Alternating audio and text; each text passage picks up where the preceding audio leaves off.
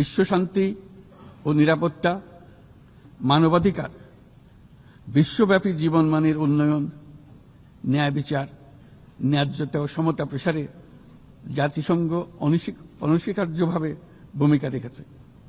আগামী বছরের ফেব্রুয়ারি মাসে আমরা জাতীয় নির্বাচন অনুষ্ঠানের প্রস্তুতি নিচ্ছি।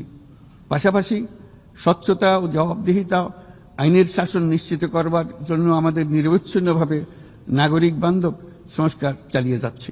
দেশের নাজুক অর্থনৈতিক পরিস্থিতি মজবুত করতে আমরা সংস্কারমূলক কিছু কঠিন কিন্তু প্রয়োজনীয় সিদ্ধান্ত গ্রহণ করেছি। লস অ্যান্ড ড্যামেজ ফান্ড পুরোপুরি চালু করতে হবে। জলবায়ুর পরিবর্তনের বিরূপ প্রতিক্রিয়া প্রশমনের উদ্যোগ যেমন বাড়াতে হবে, তেমনি অভিযোজনেও সমান গুরুত্ব দিতে হবে। তহবিল সংকটের কারণে আজকে রোহিঙ্গা ক্যাম্পগুলোতে ন্যূনতম জীবনমান বজায় রাখার আমাদের যৌথ প্রয়াসও ভেঙে পড়ার উপক্রম হয়েছে। বিশ্ব খাদ্য কর্মসূচি তাদের জরুরি সহায়তা কার্যক্রমে মারাত্মক তহবিল ঘাটতির বিষয়ে ইতোমধ্যে সতর্ক করে দিয়েছে আমাদেরকে। অবিলম্বে নতুন তহবিল না এলে মাসিক রেশন অর্ধেকে নামিয়ে এনে মাথাপিছু মাত্র $6 নামিয়ে আনতে বাধ্য হবে, যা রোহিঙ্গাদের অনাহার ও অপুষ্টিতে নিমজ্জিত করবে।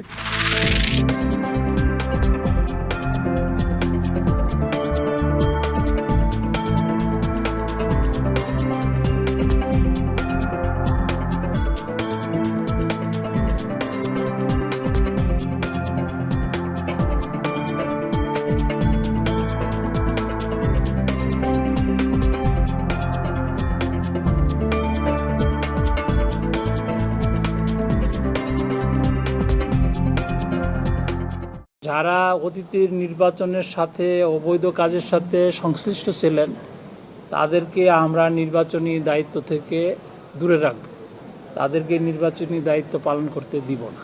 পিআর পদ্ধতি এবং একটি দলের প্রতীক বরাদ্দ বিষয়ক প্রশ্ন, এগুলো নির্বাচনের ক্ষেত্রে কোনো সমস্যার সৃষ্টি করবে না।